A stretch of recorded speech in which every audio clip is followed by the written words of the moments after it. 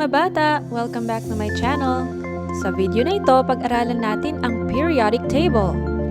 Ang periodic table ay binubuo ng iba't ibang elements. Ang element na binubuo ng specific type of atom. Ang periodic table ay isang organisadong chart ng iba't ibang uri ng atomic elements at nahahati ito sa tatlong uri: metals, non-metals, at metalloids.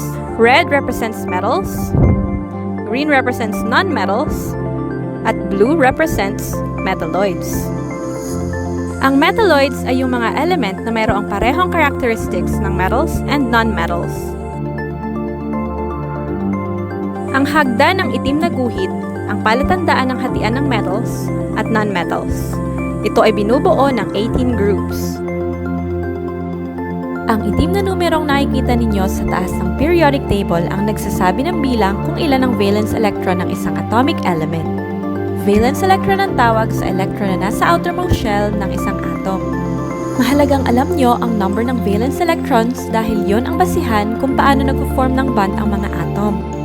Also take note ang group number 13 hanggang 18. Bawasan ng 10 upang matukoy ang bilang ng valence electrons sa bawat grupo ng mga atom sa periodic table.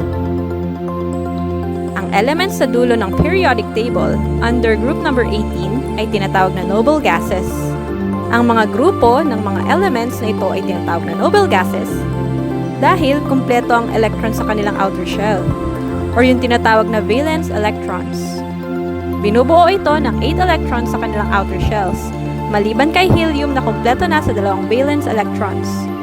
Ang noble gases ay considered as stable elements. Lahat ng elements sa periodic table ay gustong maging stable.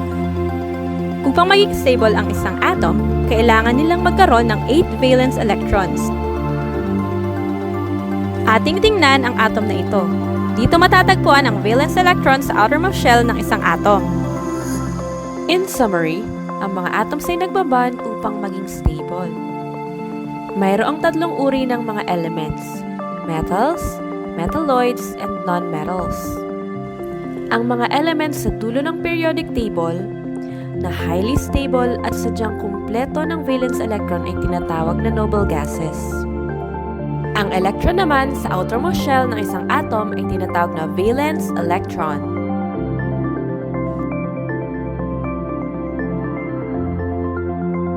That's all for today. Sana'y marami kayong natutunan. Hanggang sa muli, paalam!